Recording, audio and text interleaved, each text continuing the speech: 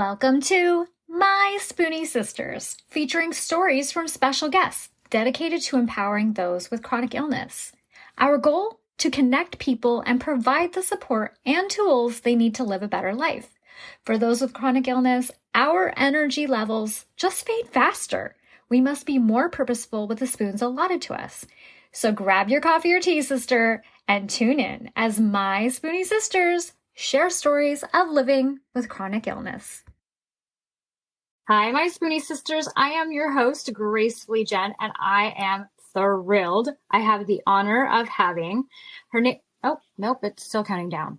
I paused. Hi, my Spoonie Sisters. I'm your host, Gracefully Jen, and I am so thrilled and honored to bring to you a new Spoonie Sister. This is chronically Kiera, otherwise known as Kiera Chan. Thank you and welcome to the show. Hi, thank you for having me. I'm so excited to have you here. And for listeners, we were just kind of chatting and getting to know each other beforehand. But oh my gosh, okay. Can you start out by telling us a little bit about your diagnosis story? Yeah, so I am 24 years old right now. And so when I was 20 years old, I was actually diagnosed with adrenal insufficiency.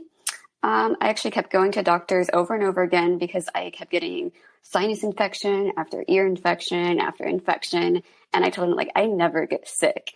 And they would just tell me, oh, it's just allergies or, it's just a cold, whatever.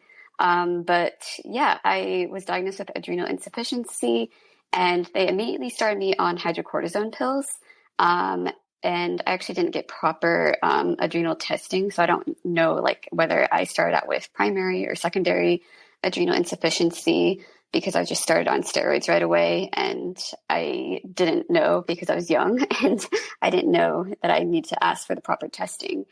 But then I was doing well on a very low dose. And then I went on prednisone pills, still a low dose. And at this time, I was a full-time college student, working part-time job, doing many activities like orchestra. I went to the gym every day. I was very active. I was a runner. I was extremely healthy, never had any kind of sickness before. And then I started my master's in 2019, and everything was going okay. But then the summer of 2020, right when the pandemic started, I started going into adrenal crisis every day, day after day. Every night I would wake up at 3 a.m. and I'd be rushed to the ER, and it was just a nightmare experience. And I didn't know what was happening. I would go to different endocrinologists every week and they would put me on higher doses. They would do testing. They couldn't figure out what was wrong. I eventually developed the inability to even go upright without passing out and having this feeling that my head was going to explode. I couldn't eat at all. I was extremely dehydrated. And then they couldn't get me any fluids because my veins had all just shriveled up from the dehydration. So I was diagnosed with celiac, gastroparesis, and mast cell activation syndrome. And all of those things caused malabsorption of pills, which were my steroids. So I couldn't absorb the steroids, which was causing me to go into adrenal crisis. So I started on doing injections, and I was doing 5 to 10 injections of steroids a day. I would wake up in the middle of the night to do injections. I was put on dexamethasone, which is a very long-acting steroid. So that I wouldn't keep going into crisis. But the problem with this, I didn't know at the time, it is contraindicated for people with EDS, so Ehlers-Danlos syndrome, which I have. And so it makes your connective tissues extremely weak and susceptible to, trauma. And so I actually this was my first plane ride that summer. I flew to a different state to be put on a cortisol infusion pump. So I could get a continuous infusion of steroids instead of getting 10 injections a day. And so pretty much like how diabetics get insulin through an infusion pump, I would be getting Solucortef through an infusion pump. But the plane ride, it caused a CSF leak because of the change in altitude and pressure. and I was already experiencing high intracranial pressure from going into crisis repeatedly. And I was susceptible, apparently, to the CSF leak because of being on dexamethasone. So I flew back immediately home, and my doctors, they knew what was going on because my symptoms were extreme. I was throwing up. I could barely see. My eyesight was going from the CSF leak. And they scheduled an emergency spinal blood patch, but it didn't help. And I think it was because I had both a sinus and spinal leak, but no one could find them. Anyways, I was in extreme pain because of kind of a botched blood patch. So I had extreme nerve pain. And so I just was bedbound for around 6 to 7 months. I had to withdraw from school because I lost my eyesight. I soon had a central line placed, and then 6 months later, I had a cath placed. But after 6 months of laying flat, I slowly recovered, and I started doing a lot better on being on the cortisol infusion pump. And so at this point, I could walk again. I went back to school. I graduated with my master's in public health.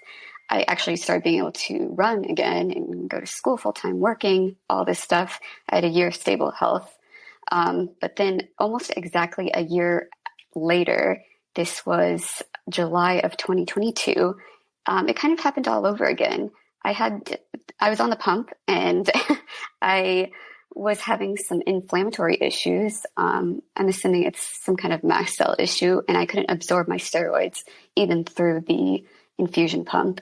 And even with emergency injections, I went into adrenal crisis, and everything happened all over again. I had the high intracranial pressure, couldn't go upright without passing out, couldn't eat at all for 5 or 6 months. I lost a lot of weight. This time it was different though, because I had gotten into doctors from the previous time. And so the doctor who I had gotten into for my previous CSF leak, he actually diagnosed me with vascular eagle syndrome.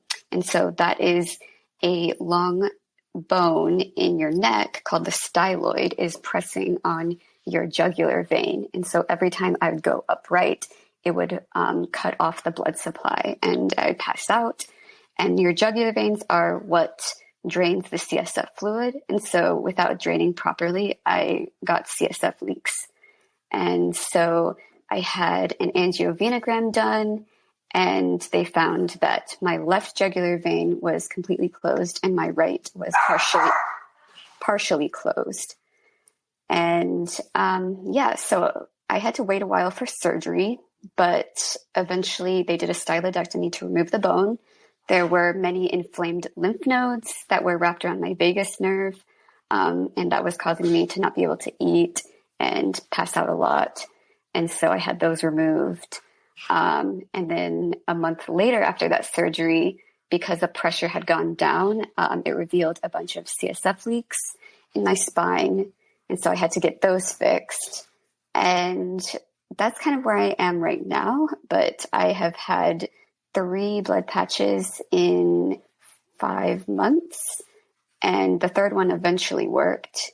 And I recently had a stent placed in my jugular vein to see if that will open up the vein so it can relieve the pressure.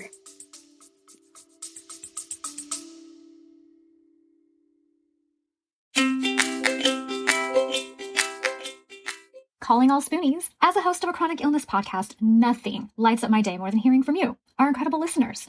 Whether it's a topic close to your heart that you want us to uncover, or you are keen to show your own journey as a guest on our show, your voice matters. Living with chronic illness can often feel isolating, but through the power of podcasting, we can come together as a community to uplift, educate, and inspire one another. Your stories, insights, and questions drive the conversations we have and the topics we explore. So if there's something on your mind, a story that you are just itching to share, or a guest you'd love to hear from, don't hesitate to reach out. Your voice is not only welcomed here, but celebrated. Let's continue to amplify the voices of those living with chronic illnesses and create a space where everyone feels heard, supported, and empowered. Together, we are stronger.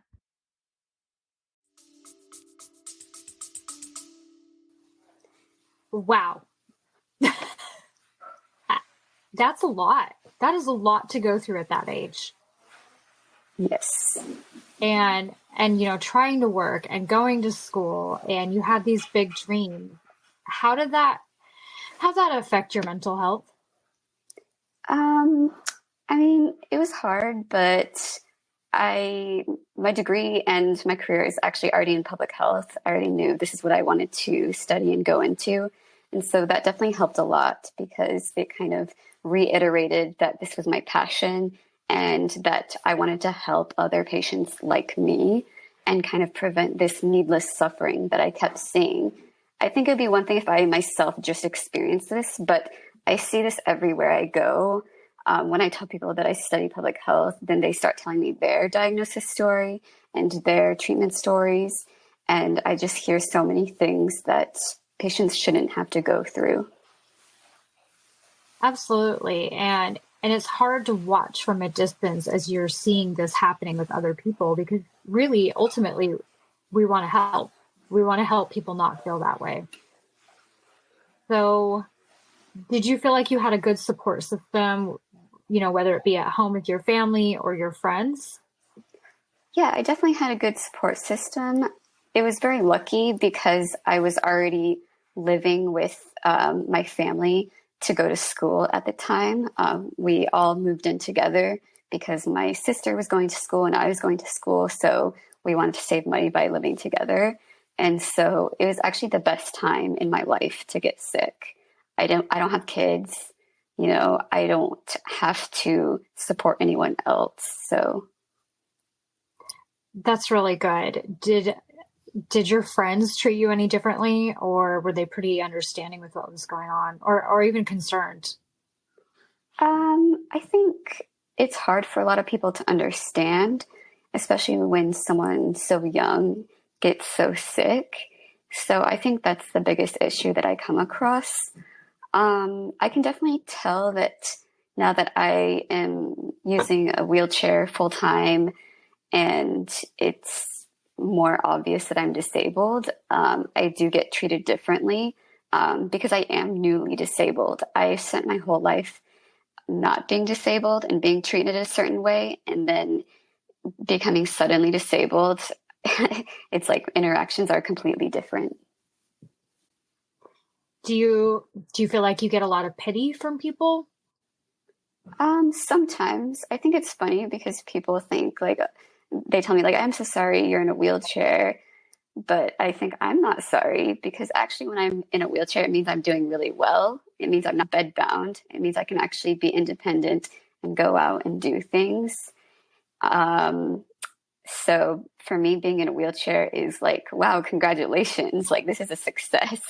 But I guess a lot of people haven't seen me before when I was like in so much pain or when I couldn't go upright at all. So Yeah, I think it's hard when people can't see what's going on from the day to day.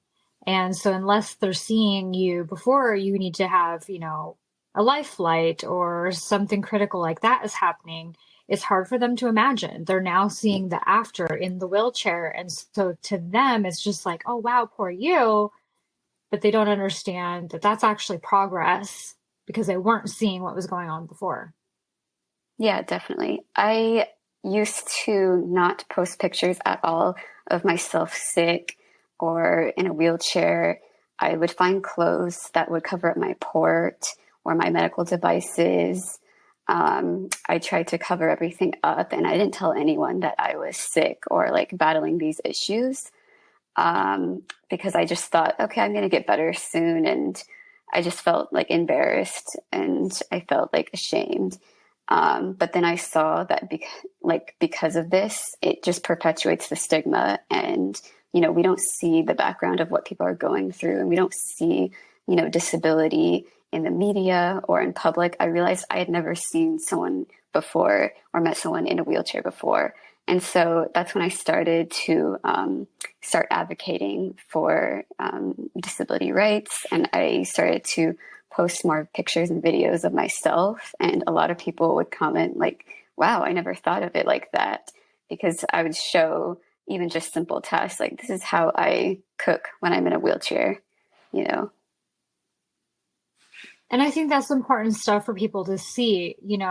It's hard for me because when I was first having my problems, which are different than yours, but I still had issues. And so there were times where just going to the zoo with my family, they decided I was better off in a wheelchair because I was struggling to walk and I was complaining and I was limping and in pain. And so they would push me around in a wheelchair.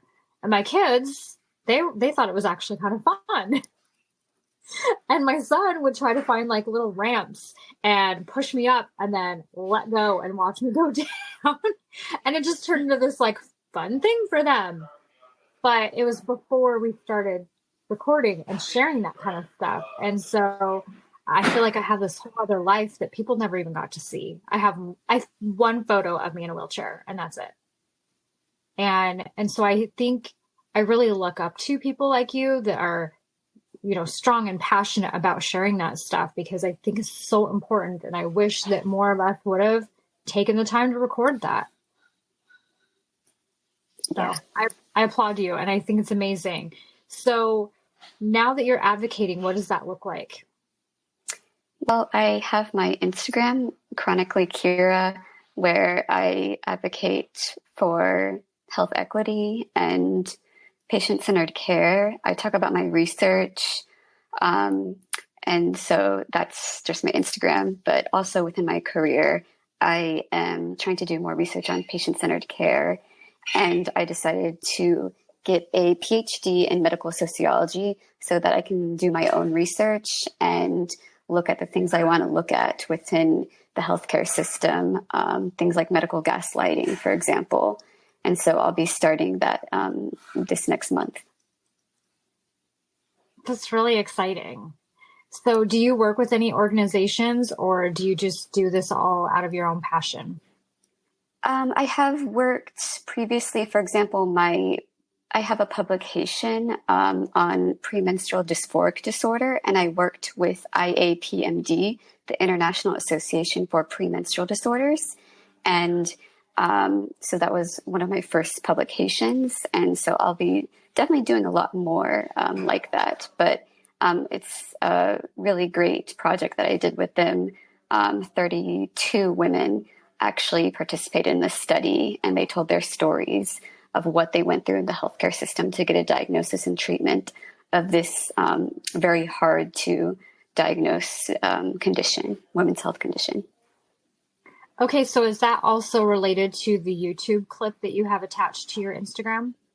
Oh, that YouTube clip, I did a TEDx talk when I was 19 on menstrual health equity and period poverty. So the issues with girls not being able to get period products, especially in low-income countries, and not being able to go to school. And the organization that I worked with for that is Days for Girls, and they create menstrual products for girls in low-income countries. And what's cool about these menstrual products is they are cloth, and they are designed in a way that you can just clean them, and it looks like a piece of cloth hanging up to dry. So you don't have to be embarrassed or ashamed. You can hang them up with your other clothes, and people don't have to know that it's a pad. That's awesome.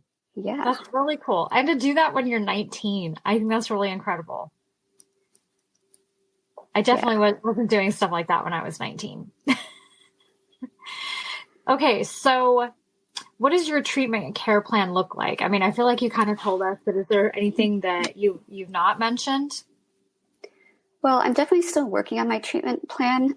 So I actually have complete pituitary failure because of the issues that I've experienced. My doctors think it's because of the high intracranial pressure has caused my pituitary to fail. So I now have to replace all those pituitary hormones. And I'm still working on it. But I love my cortisol infusion pump because it's kept me alive.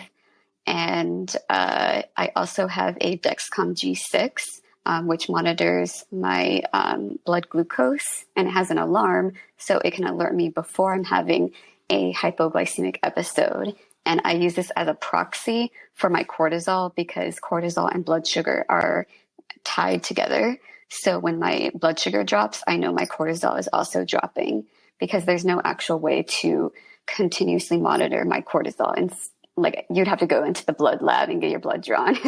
So I can't do that. So I use my Dexcom G6, which is extremely helpful. And another helpful thing is the port that I have to get IV saline. I get that daily because my body doesn't produce ADH hormone, antidiuretic hormone, so I can't maintain any of the fluids in my body. So very helpful. Oh, wow. That's incredible. And so, okay. I had a question. My mind just went blank. So now I'm going to move on to another question. And if that one comes back, I'll let you know. So what do you think your Spoonies toolkit looks like? What are the things that you feel like you have to take with you everywhere you go? I am very dependent on ice. No matter what, I just like have a need for ice. So I have like these ice hats, like migraine ice hats that I wear. Towels that cool when you wet them. And so I bring those with me wherever I go. I love my Apple Watch because it tracks my heart rate. It has fall detection. I do like pass out and fall a lot.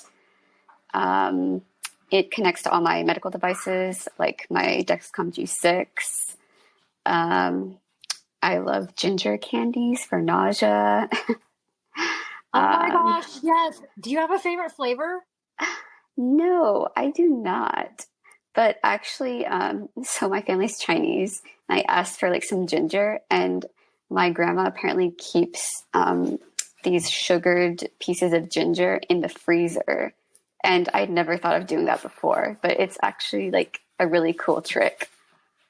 It is. And, you know, I keep telling people about these because it's incredible. I love to buy bags of ginger chews, and I get these ones that are mango flavored. I also love the orange, yes. But we went to Hawaii back in March, and it was so exciting to see I saw a wall of flavors, and I was so excited. And I don't know, it's something I geek out on. So when other people mention it, I get really excited. Okay, so that's something else you carry with you. Is there anything else? I drink Kate Farms nutritional replacement shakes, and I think a lot of people use them like if they have like a G-tube or something, but I just drink them like as is. And since I tend to have malabsorption of nutrients, and I lose a lot of weight, these really help keep my weight up. Sorry if you hear that. But yeah, these nutritional shakes are hypoallergenic, and so they're for anyone who has allergies or like mast cell issues. They're organic. The only sugar they have is like agave, I think. So I think they would be helpful for anyone who's like struggling with their weight. Okay. That's definitely good information. Okay. So I think I remember my question. So if we have listeners that are not familiar with a port, do you want to kind of explain what that's like? Is it permanently attached to you? Do you have to change it out? Can you explain that? Yeah. So there is an actual surgery where they place the port, and it's slightly underneath your skin. So you can definitely see it, especially if you're like thin like me. So if I like press on the skin, you can see like the entire outline of the port, but it's made of a material that's kind of like plastic, I guess, or rubber. I'm not really sure, but essentially it has a little tube that connects to your heart. And so when you get medication, you know, it travels directly through your veins into your heart or fluids. But it's completely like underneath the skin, nothing is showing. And what I do is I access the port, or have like a nurse access it for me, and they put a needle that has a tube, I guess, into the port in the middle of it. And that way I can get like saline injections or whatever But when I de-access the port, then I don't have any needle, I don't have anything sticking out of me. So it's like less risk of infection. Whereas like a PICC line or a central line, those are like always in no matter what. And then you just change the dressing. You always have like something sticking out of you pretty much. But a lot of people with cancer have ports placed so they can get chemo treatments. And that's what people usually associate with ports, is they think of cancer treatment, because the cancer treatment is very harmful to your veins. So you need a port placed. And it can stay in for like years too. Like it can stay in permanently if you need it to. Yeah. And, I have a friend that has POTS and she had to have one put in, and, she was getting weekly infusions in her home. And so I could see where having something like that would be so beneficial, because you're lowering the risk of an infection. It's probably a heck of a lot easier to do, easier on your veins for sure. Okay. Was it uncomfortable to get used to? The actual procedure itself is pretty painful because I don't know. They tell you when you have the procedure for a port, they're like, oh, it's nothing. Like just take an ibuprofen or something. But actually, I was like in a lot of pain, like just moving my arm, because it's in the right side of my chest. So if I would move my right arm, then it would like be pulling on those muscles. So it was definitely painful for the first week. And I think like going in the car, the seatbelt like rubs against the port. So some people like get like a little pillow, like a port pillow or something like that. But I'm definitely used to it right now. It's really nice because I can just have the port de-accessed, and then that means I can go in the pool or take a shower. And then when it's accessed, I can't get it wet. Okay. So what kind of tips and encouragement would you give to people dealing with similar things? I would say share your story, like on this podcast. Other stories have helped me find my doctors, my diagnoses, my treatments, and just all these answers that I would never have found without the help of other people. Whether I found help on support groups or through word of mouth or other people who are like, hey, I have a similar condition as you, and just seeing what they've done in their treatment journey. Because especially with people with rare diseases, complex illnesses, or chronic health conditions, I think doctors are, somewhat clueless when it comes to just like all these conditions combined. They might be knowledgeable about one condition, but, knowing how things interact, things like that, they are kind of clueless. And so knowing other people who have similar stories really helps a lot. And that's definitely been the most helpful for me throughout my entire journey. So just raise awareness, share your story, don't keep quiet about what you're going through. Absolutely. I 100% agree with you. So how do you maintain a positive outlook despite your challenges? I use my struggles as kind of motivation for my career. And so that's why I love my research so much, is I'm just constantly motivated by not only my own experience, but other people's stories. And I do a lot of qualitative research. So I interview people and do research to find out what their experience is. And so listening to their stories in the healthcare system, it really helps to fuel me and fuel my passion. And so my involvement in public health, my advocacy, volunteering, and patient-centered research, it all has become part of that passion. I think that's important for people to realize, because I think the more that you dive into the community, the more that it is going to help you have a positive outlook, because you have something to offer other people. And I don't know, I think it's so important. I can't stress that enough to other people, is you still have so much to offer. And definitely. I think it's wonderful that you're doing that and you're being, a great support system to other people. Yeah, I would definitely encourage people to try to find what they can do and what they're passionate about and adapt it in a way. So, for example, I found a job that I could do work from home, and I found bosses that were very understanding. So I could just work from home and have a flexible schedule.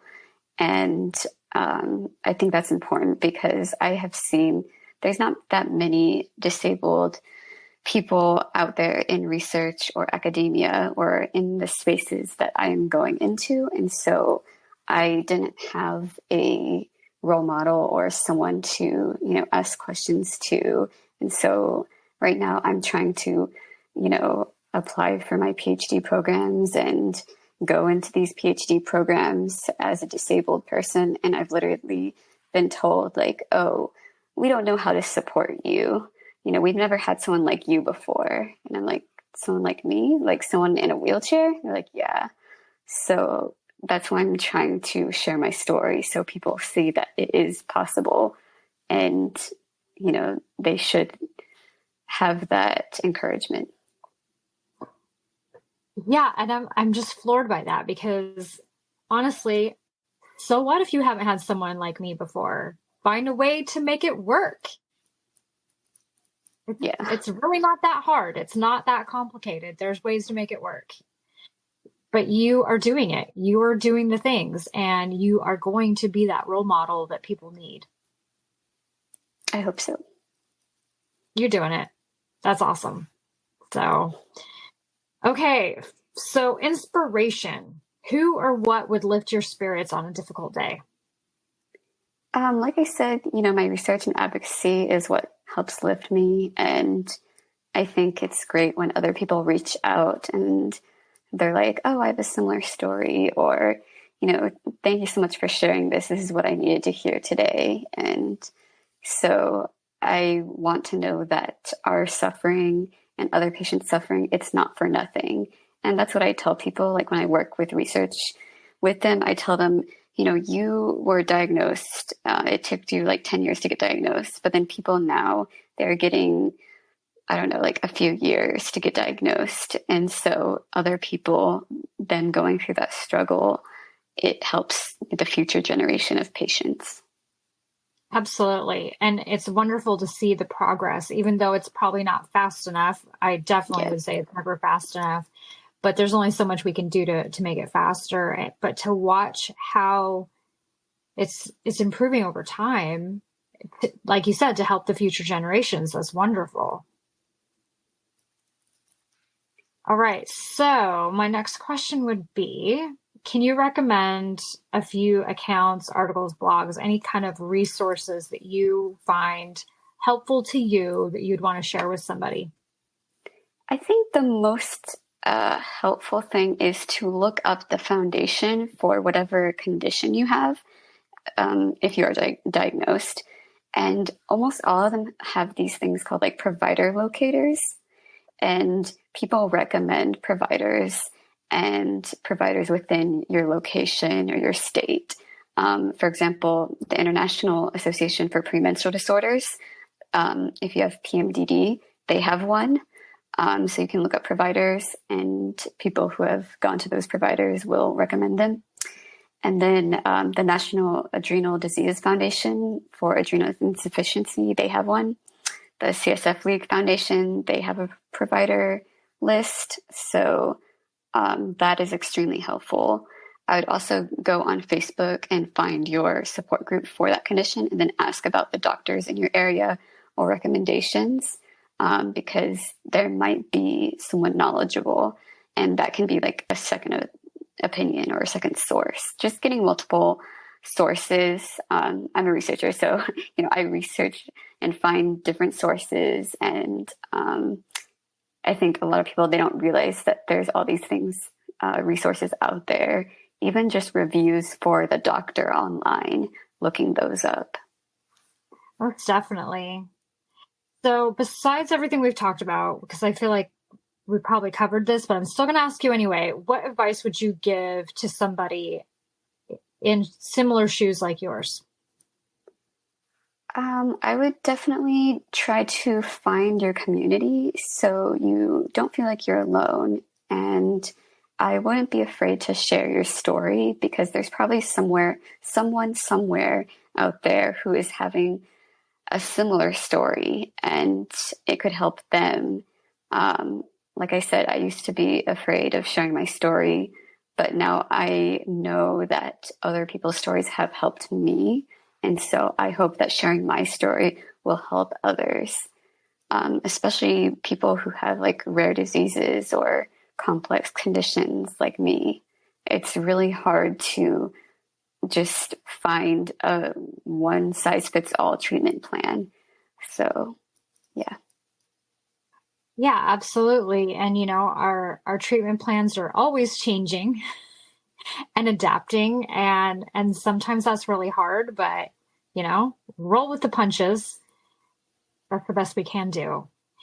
Is there anything that we haven't covered that you think would be important to share? Yeah. I want people to know that, when you're going to the doctor, when you're experiencing these things, you should know your body. Before I was diagnosed when I was young, and I'd never really been to the doctor. And so I just believed doctors when they told me something and when they're gaslighting me. And I used to think that doctors were the experts. So I believed them. And now I know that I've, been gaslit before, and I know when it's happening. And I know that doctors are the experts of their field. They're the experts of medicine, but they're not the experts of your body. You are the expert of your body, of your symptoms. And so if you're in pain, that is your body's way of telling you something is wrong. So you need to believe yourself and advocate for what you are feeling. Even if a doctor is saying, hey, you shouldn't be feeling that, or that's impossible that you're feeling those symptoms, say, okay, yeah, I know I shouldn't be feeling this, but this is what I'm feeling. That's why I'm telling you. And so being able to advocate for yourself is very important, but it's a skill that has to be learned. And it's something that we're not taught, especially as women, especially anyone from a minority community, especially as someone who is disabled. We're taught that we're a burden, that our needs are lower than others, that women should prioritize other people's needs over their own. And so when we are not silent and when we are advocating for ourselves, then, we are told that we're complaining or we're whining, or, that accommodation is too much to make. And so it just perpetuates the stigma that we shouldn't be advocating for ourselves. And so recognizing that is really important as a patient, because unfortunately in our healthcare system, the patient has to advocate for themselves in order to get good quality care. The doctors, they should be doing this for us, but a lot of times they aren't. And so unless you're not advocating for yourself, you are getting substandard care. And it's very unfortunate. And I wish our healthcare system was not like this. But especially for, women in the healthcare system or chronic illness patients, it's very true. So now that you've been through it for quite a few years now, do you feel like, okay, now you've experienced gaslighting. How do you handle that? Now that you're stronger, what do you do in that situation? Yeah, I actually try to use my Instagram page to teach people how to deal with situations like these. So I definitely have a lot more videos like this in detail. But essentially, what you do is you call them out. You say, hey, you are minimizing my pain right now. You shouldn't be doing that. Just be blunt and call them out. And I'm sure the doctor will be very surprised. They'll be like, wow, a patient has never talked to me like this before. You can bring someone else with you, like a caregiver or a friend or family member, so they can kind of corroborate your story. They can say, yeah, this person, I've never seen them cry before, so they're definitely in a lot of pain. Like, you really need to believe them. You can bring in evidence, like maybe bring up a timeline, like this is when I was going to school full time and working full time. My symptoms look like this, and then now my symptoms look like this, and I can't even get out of bed, bringing up that evidence. But also just like agreeing with them, like, yeah, you're right. I shouldn't be in pain.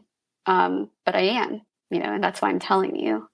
So those are just a few tips. Yeah. And I think to go along with that too, once you say that, you can say, so how are you going to help me? Mm-hmm. And if you can't help me, who can you send me to that can help me? I think definitely putting a responsibility on the doctor is important because often they will try to shrug off that responsibility and just, send it off to someone else or whatever. It's not my problem. But you need to ensure that that doctor knows that, hey, I'm your patient. Like, I'm your responsibility now. This is what I'm here for. Like, I'm not paying you for nothing. So, yeah, Absolutely. And if it's out of your specialty in your wheelhouse, please direct me to who I can go to. exactly. Okay, so I have one last question. And I don't know if this is going to apply to you or if you've heard of it. I feel like since you love research, you probably have, or you'll go research it next. Okay, so are you familiar with step therapy? Step therapy. No, I have not. Okay, well, I might just change your life now. Okay, so I wasn't sure if this was something that you actually had to deal with. So, step therapy, it's when patients are required to try a lower cost prescription before they can move on to the next. And so, like with my condition, biologics are a big step to help with autoimmune arthritis. And so, a lot of times with that step therapy, especially, with insurances, they're going to say, okay, well, have you tried this first? And so that's the first step. And they will not let you move to the next one until you've tried that one. Even if your No, doctor yeah, doesn't that's work for definitely you. true. Yeah. Yeah, I mean, I couldn't start on my cortisol infusion pump right away. I, obviously start on pills first, then injections, and then I was able to go on the pump. But it took a long time for me to go through that, and I had to find a very specific doctor to prescribe the pump for me. And I have probably tried every single steroid on the market. I've tried every single pump that's been on the market, even the ones that have been discontinued just because I've had to pay out of pocket. And so, yeah, definitely that's a huge issue for patients. Yeah. And it's super frustrating because, especially when a doctor says, okay, this is not even a good option for you, but yet your insurance is coming back and saying, no, no, no, I want you to follow the protocol. Like, you need to start here. That's not okay, especially when your doctor themselves says, this is not going to work. This is not a good option. You need and deserve better. Yeah, so what I tell patients is when they are experiencing like negative side effects and their doctors or their insurance companies still want them to continue on this to see if it'll work, is just look up like some really adverse side effects of the medication and tell the doctor like, hey, look, I don't know, I was vomiting nonstop or like, something like that. And tell them that they were having some kind of, reaction to this medication and that they can't take it and that these side effects aren't going away. And then the doctor will be required to try out a different medication. That's a really good tip. That's a really good tip. Okay, so before I forget, where can people find and follow you?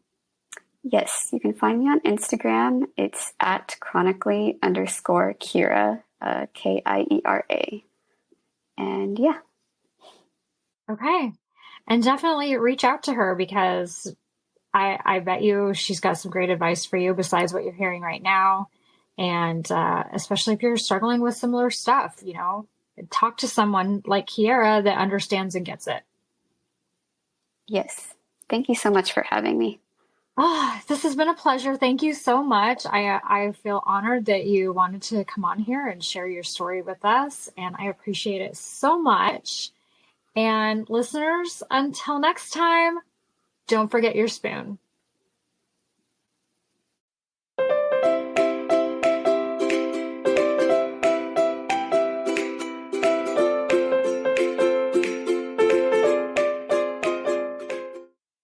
The information, opinions, and recommendations presented in this podcast are for general information only. Consult your own physician for any medical issues that you may be having. The information should not be taken as a replacement for medical, clinical, professional advice, diagnoses, or medical intervention. My Spoonie sisters and guests will not be held liable for any of the consequences of such action or inaction. Trigger warning.